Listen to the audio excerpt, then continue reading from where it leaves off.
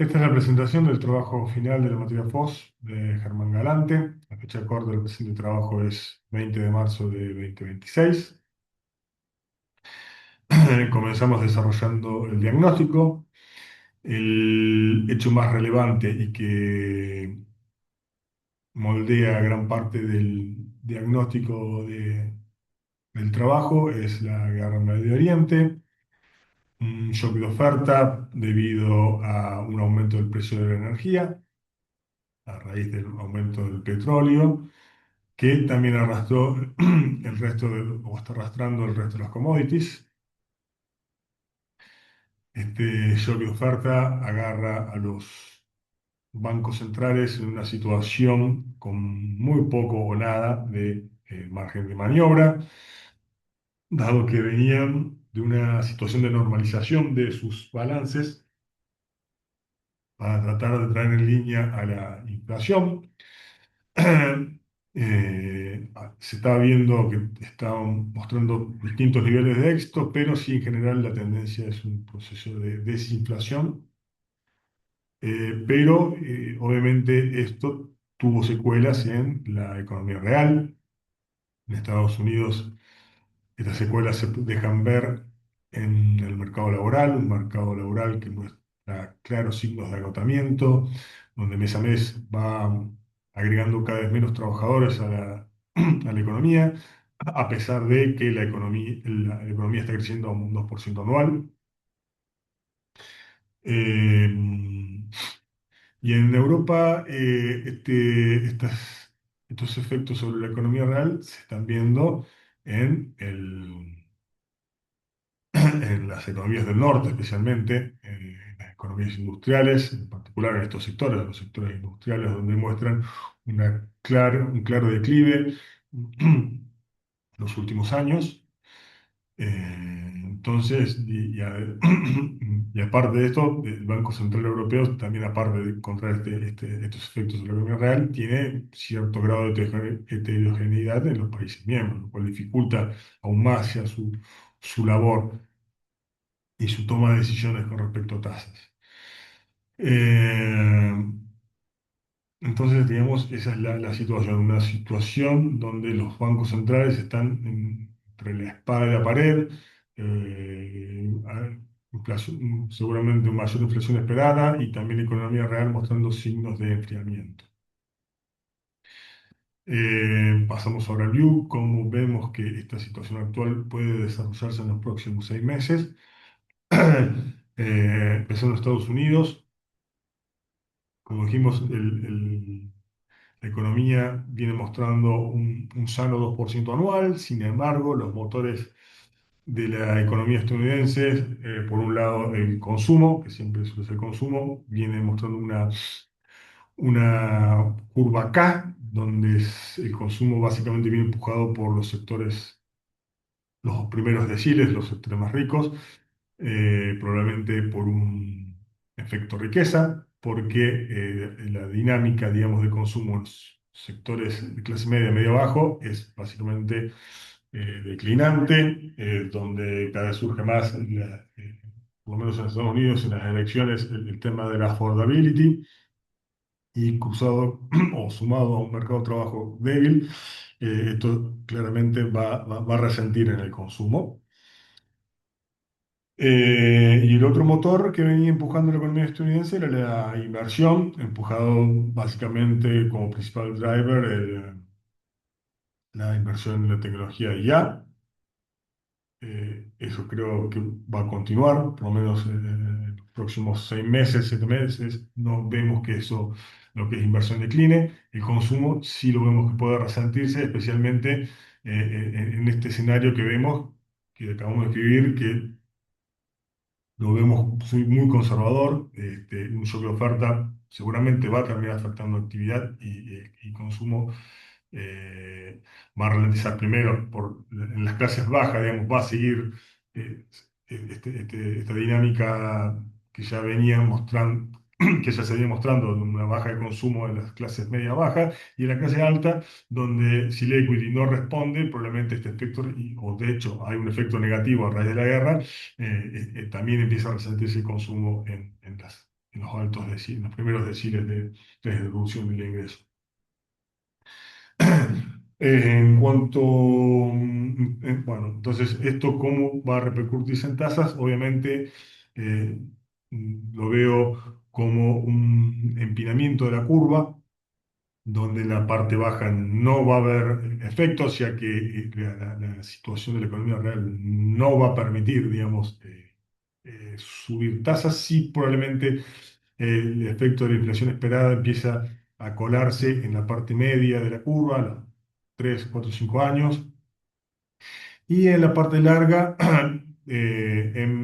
también vemos un empinamiento en menor medida que en la parte media, pero digamos, no tanto por factores de inflación, sino por factores seculares, como básicamente mayor demanda de fondos por la inversión privada y por otro por la demanda de gasto público, digamos, los déficit fiscales que ya son crónicos en el gobierno federal, en los Estados Unidos, y donde no parece haber vocación política, o por lo menos no está en la agenda política enderezar eso. En las últimas dos administraciones, la administración Biden, de hecho, lo empeoró con su ley insignia para darle incentivos fiscales a las energías verdes, y ahora la administración Trump tampoco, con su Big Beautiful Bill, que tiene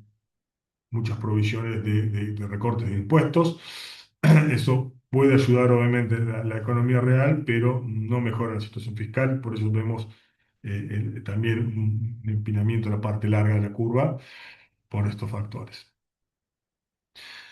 En lo que es a monedas, creo que los factores que van a ser el driver ahí va a ser eh, y lo que va a tomar la dirección, porque tenemos en cuenta que hoy actualmente, a raíz de la guerra, las monedas en general se han depreciado contra el dólar, claro efecto flight to quality, donde prácticamente todas las monedas se han depreciado contra el dólar, pero a medida que empiece a normalizarse la guerra en Medio Oriente, es esperable que este efecto empiece a licuarse, y de cuánto va a licuarse o no va a depender básicamente de los fundamentals, que van a ser las posiciones fiscales de los países, más la posición de cuenta corriente, que bueno, obviamente que es posición fiscal, normalmente termina determinando la cuenta corriente. Y el tercero es cómo va a estar, cómo está actualmente el mercado interno, digamos. Porque los países que vienen enfrentando alta inflación, pero no tienen digamos, la restricción, que vienen poniendo en caja la inflación, pero no tienen la restricción de, de una economía que esté mostrando signos de agotamiento, bueno, pueden quizás subir tasa y eso sumar, digamos, a ayudar a apreciar su moneda. Entonces, básicamente, resumiendo eso, es países con, con un poquito más de maniobra para los bancos centrales, probablemente, y que tengan posiciones fiscales fuertes, van a haber apreciado sus monedas, y los que no, seguramente no van a poder revertir este flight to quality. Emergentes, bueno, China sigue con su proceso de deflación. No pareciera que haya evidencia de que vaya a pegar la vuelta, a pesar de los esfuerzos del gobierno chino para hacerlo. Las tasas cortas de los últimos meses de hecho han bajado, por lo cual no pareciera que estén reflejando una mayor inflación esperada. Eh, el consumo sigue retrayéndose, digamos, un clásico ciclo vicioso del proceso eh, deflacionario, lo que sí, y a su vez está.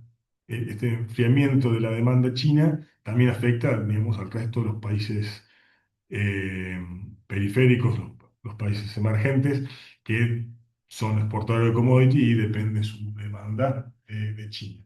Sin embargo, el hecho de la guerra en Irán puede que sea o va a ser seguramente, un- algo que puede dar a lugar un punto de inflexión, donde en China puede ayudar a romper este ciclo de deflación y obviamente en los países que son exportadores de commodities los va a ayudar, va a dar un claro boost a sus exportaciones y mejorar su performance en los próximos meses. Eh, Finalmente, en lo que es riesgo soberano, no vemos un panorama alentador en los próximos meses. De hecho, todo lo contrario, seguramente van a empeorar. Va a haber empeorar, pero simplemente las economías por demandas políticas, por subsidios a raíz de los aumentos del costo de la energía. Ya están en boga en Estados Unidos lo que es, por lo menos en las campañas de elección, y ahora tenemos elección de medio término, el tema de la affordability. Entonces, eso no son buenos augurios para las posiciones fiscales de los países, de las democracias. Y por ahí los países donde no tan democráticos, tampoco, digamos, eh, hay, digamos, eh, signos de que sus spreads digamos, China, estamos pensando en China, de que los spreads del corto plazo vayan a bajar. De hecho, en los últimos meses, hubo al revés, hubo un aumento del spread de las tasas largas contra las cortas. No vemos elementos para que eso se revierta. Bueno, ya pasamos ahora directamente al posicionamiento para no dilapidar el presupuesto en tiempo que tenemos. Lo que es la cartera dividimos tres, en tres partes, en tres clasificaciones: equity, moneda y defensivas. En equity, la de mayor preponderancia es SPY, donde, bueno, a raíz de que nuestra visión para los próximos 6 meses es una visión donde en el crecimiento, vemos un crecimiento base del 5%, por debajo de lo que viene en los últimos años, y más en línea con los crecimientos históricos, un poquito por debajo, o sea, no somos muy optimistas. También vemos que en los próximos meses, como si lo ponemos en términos probabilísticos, una función de distribución más achatada, con un sesgo hacia la izquierda, es decir, un sesgo donde es más probable que sucedan resultados negativos y donde los eventos de cola son más probables. No hay que descartar que digamos, el peor escenario, un escenario de esta inflación, eh, con digamos, una economía mundial en recesión, con alta inflación, ¿no? A raíz de una escalada del conflicto y por las nubes los precios de los commodities, ¿no? Y el petróleo en particular, no lo descartamos. De hecho, aparece como un escenario con mayor probabilidad. Entonces, con esa lógica de cartera, estamos construyendo SPY, digamos, vemos un base de crecimiento, como dijimos, del 5%. Construimos una cartera en equity con betas menores a 1, dada esta posición más conservadora que vamos a tomar por cómo vislumbramos que pueden desarrollarse los eventos. Eh, Eh, Aparte de SPY, también tenemos equity relacionado a lo que es finanzas, que creemos que es el sector mejor posicionado para aprovechar este empinamiento de la curva de yield.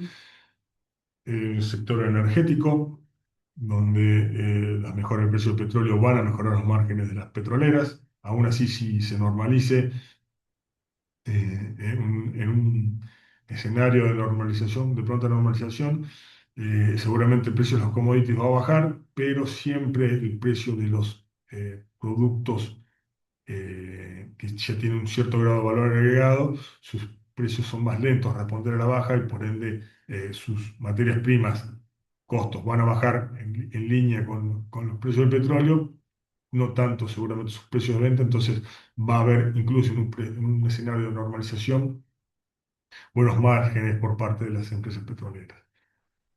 El otro equity que estamos agregando a nuestra cartera es defensa, a raíz de lo que es la situación geopolítica global, donde en particular Europa ya su paraguas defensivo, que era Estados Unidos vía la OTAN, no parece tan claro que Estados Unidos esté con la intención de cumplir sus compromisos de defensa relacionados a la OTAN. Entonces Estados Unidos, Europa, perdón, está empezando a armarse. Eso debería reflejarse en el precio de, de equity relacionado a defensa. Asimismo, también, digamos, cualquier escalada del conflicto en Medio Oriente seguramente también debería repercutir positivamente sobre las acciones relacionadas al armamento bélico. Luego tenemos equity relacionado a riesgo de moneda, tenemos equity de Brasil, de Australia y Canadá.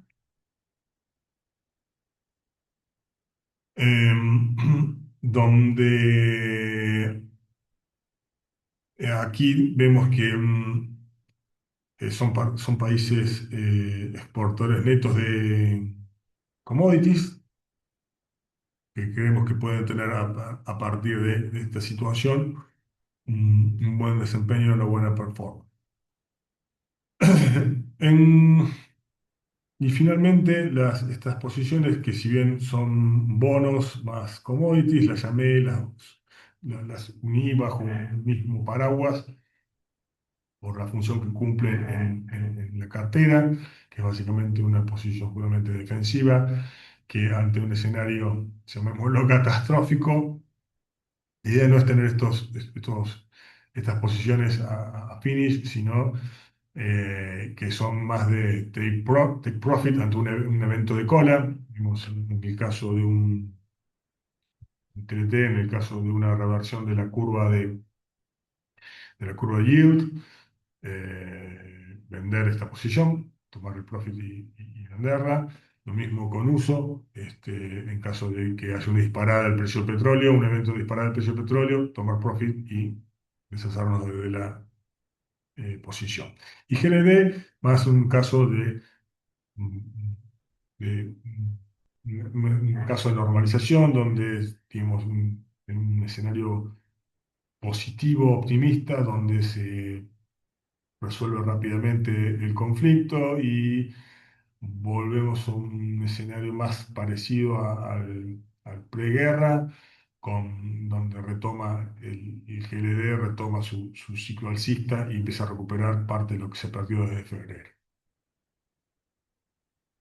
Bueno, ahora pasamos a lo que es nuestras estrategias la estrategia de cobertura.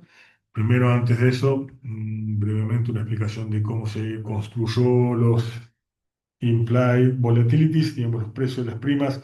No son precios de primas de mercado, sino son precios teóricos calculados a partir de Black-Scholes.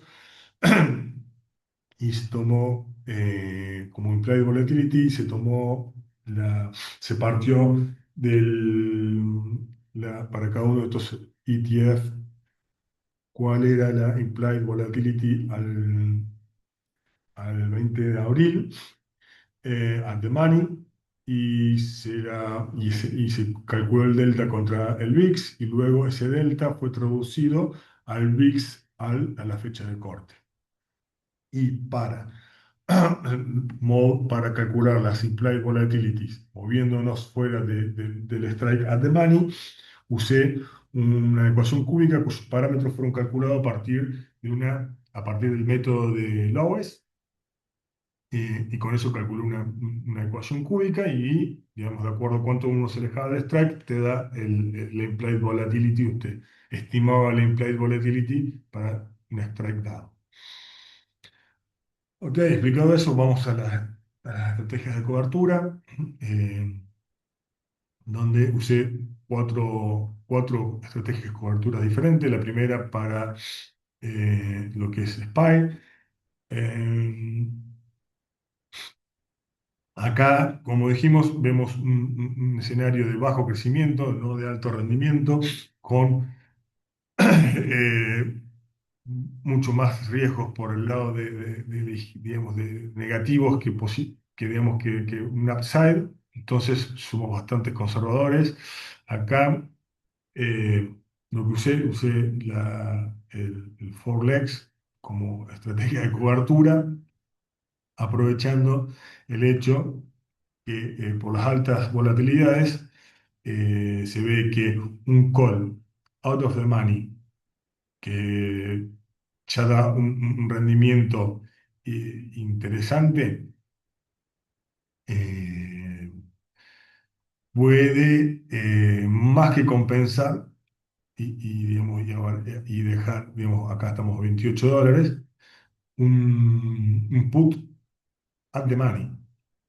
Acá el 710 sería el precio del SPY. Se puede ver cómo uno puede cubrir, de hecho, sin costo, tener una cobertura sin costo, vendiendo un call out of the money, comprando un put out of the money. Entonces, basándome en esa característica, usé un Forlex, una estrategia de cuatro piernas, donde estoy comprado en un put. La cantidad de puts que compré la calculé tal que en el escenario digamos, de un precio mínimo, de un precio, digamos, perfore el precio mínimo de 612, tenga un payout por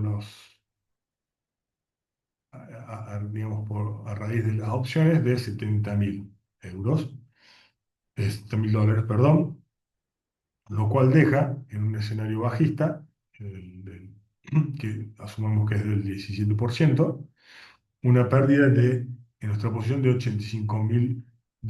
Es decir, que la pérdida neta de la eh, posición de SPY más opciones quedaría en una pérdida neta de 15.000, que es el equivalente a si yo hubiese tomado un, un put al 3%, que es como tomé para el resto de las,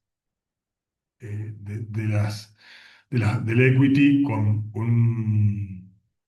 una estrategia de collar, como vamos a ver en la siguiente explicación. Pero digamos, la idea para definir las cantidades era que tuviese una pérdida no mayor al 3%, digamos, la suma de opción más, más equity. Eh, entonces, bueno, ¿cómo fue construida? Básicamente, continuamos, digamos, con la explicación de cómo fue construida esta estrategia. Quedé comprado en un put, y financiamos, como dijimos, el put con la venta del call, donde esto acá da una ganancia, por esta particularidad que acabo de contar recién. También, obviamente, acá compramos call para hedgear esta posición short en call que acabamos de adquirir. Y finalmente, también para abaratar este costo, digamos, de la compra de calls, nos quedamos short en puts.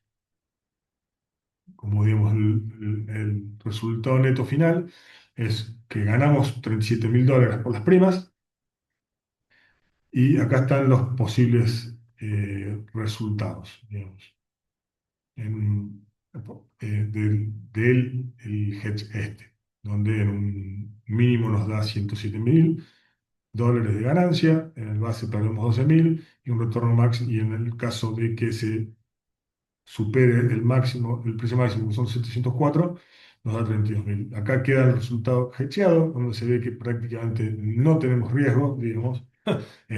Tenemos asegurado un retorno que en términos porcentuales es un 3,47% para lo que es, perdón, para el SPY es 3,45,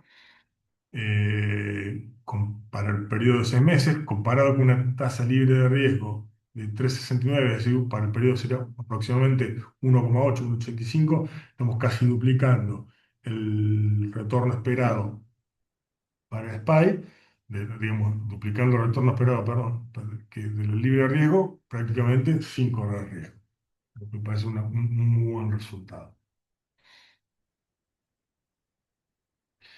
Bueno, para equity, acá sí usamos el modelo beta adjusted, donde digamos que termina siendo un collar con un piso puesto por un put a una caída del 3%. O sea, el downside buying está seteado al 3% y el upside selling está seteado al 7%. Fuimos cortos en la caída, aprovechando que los calls tienen un buen precio, digamos, comparado con los puts, y donde también somos conservadores con nuestra visión dentro de todo negativa del mercado en los próximos meses. Eh, Acá, bueno, vemos a nivel de retornos, esto recién, estamos para lo que es equity, un retorno que es casi el doble del libre de riesgo y con un riesgo bastante acotado, bastante acotado.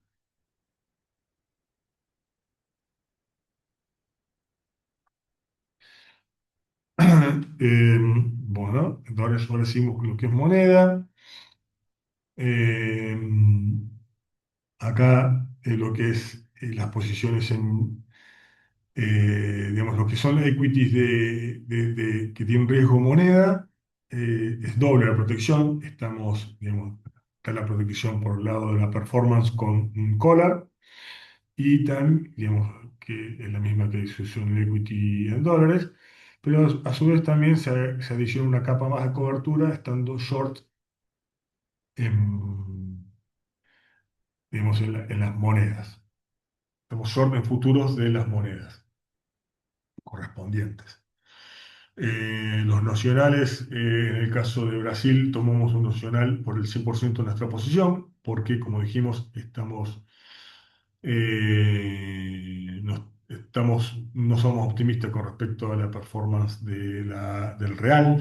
Esperamos una depreciación, más que nada por la posición fiscal. Brasil está este año en un año electoral, en donde la administración es una administración con cierto sesgo, digamos, socialista, llamemos, donde probablemente va digamos, empeorar la situación fiscal de Brasil en los próximos meses. Entonces, en eso vemos que va a haber una prima de riesgo, digamos, sobre el equity o especialmente los bonos brasileños, lo cual va a generar una depreciación del real, digamos.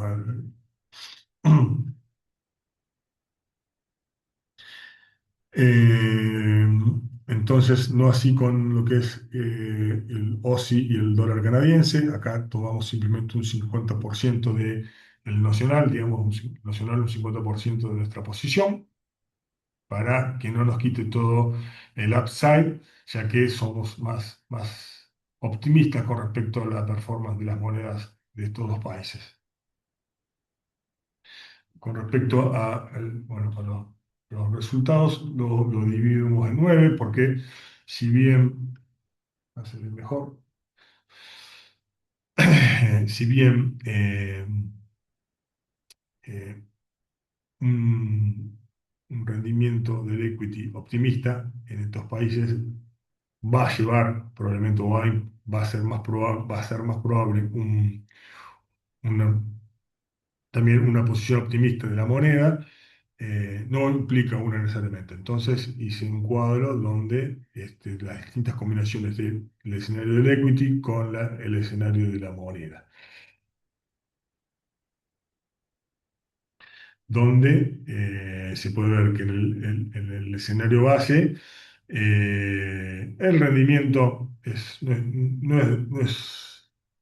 es de los mejores, digamos, estamos eh, por debajo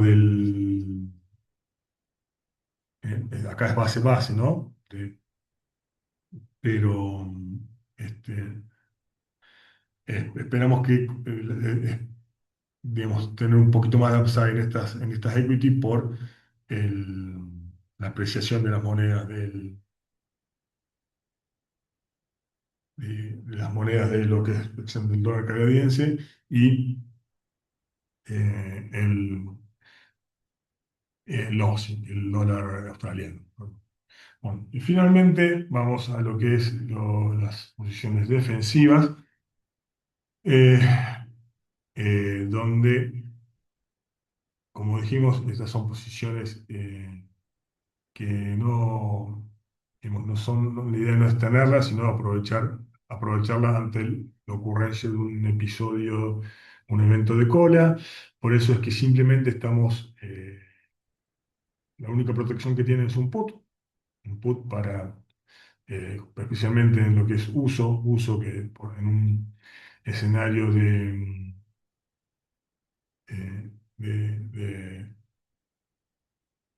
se me fue la palabra, perdón. Bueno, escenario donde, digamos, de normalización, uso normalmente pierde. Eh, entonces, estamos tan protegidas de estas posiciones con CLT, UCI y CLD con un put digamos, de un 3% beta adjusted, es menos, digamos, mucho menos, no es menos del 3%, digamos, pero sí no tienen un ceiling para poder aprovechar en caso de un evento de cola.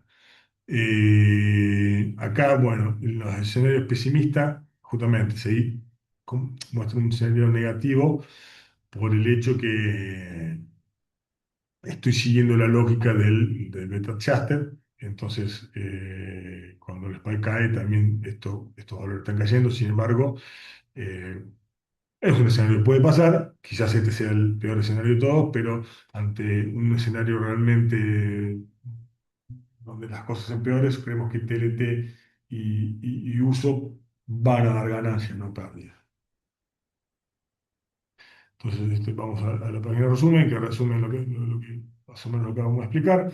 El downside buy se puso para aquellas posiciones que tienen put al 3%, el upside selling para aquellas posiciones que tienen call al 7%. El peor escenario que prevemos es un escenario de Cora donde se pierde un 7%, el escenario base es una ganancia del 5%, y vemos un escenario alcista optimista en el caso de donde la guerra en Irán termine pronto y retorna a la situación prebélica. El retorno esperado de la cartera es un 2%, que está por arriba, digamos, con un riesgo bastante acotado. Somos conservadores, entonces está por arriba de la libre de riesgo. Yo creo que este escenario donde el rendimiento es prácticamente cero, lo veo muy bajo. Eh, Creo que, digamos, si hiciéramos las ponderaciones por los resultados esperados, estaríamos más cerca de estos acá, que superiores a la libre de riesgo. Como dijimos, el costo neto de las coberturas es positivo, es decir, estoy ganando plata por cubrirnos. Bueno, eso creo que sería el resumen total del trabajo.